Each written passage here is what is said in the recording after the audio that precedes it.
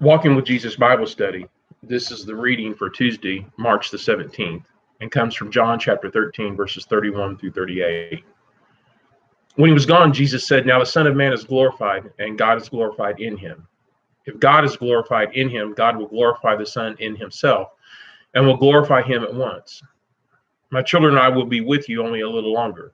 You will look for me, and just as I told the Jews, so I tell you now, where I am going, you cannot come. A new command I give you, love one another. As I have loved you, so you must love one another. By this, everyone will know that you are my disciples if you love one another." Simon Peter asked him, "Lord, where are you going?" Jesus replied, "Where I am going, you cannot follow now, but you will follow later." Peter asked, "Lord, why can't I follow you now? I will lay down my life for you." Then Jesus answered, "Will you truly lay down your life for me? Very truly, I tell you, before the rooster crows, you will disown me 3 times."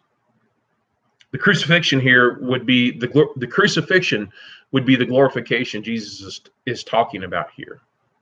It would be the glorification because God was conquering sin and death, and he was reclaiming his lost image bearers the loss that happened at the garden. In doing so, God would be glorified in this victory.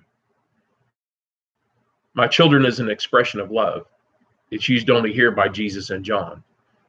Despite the fact that Jesus was going where the disciples could not find him, they would be okay if they followed this new commandment of loving one another.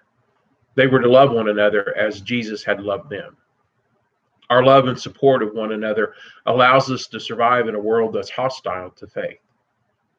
Our love for one another is a sign to the world that we belong to Jesus. Peter was certain that his love and courage were enough to go anywhere Jesus was going, even to the point of death. Peter didn't know himself as well as he thought he did, and he was not aware of the satanic forces that would be brought against him.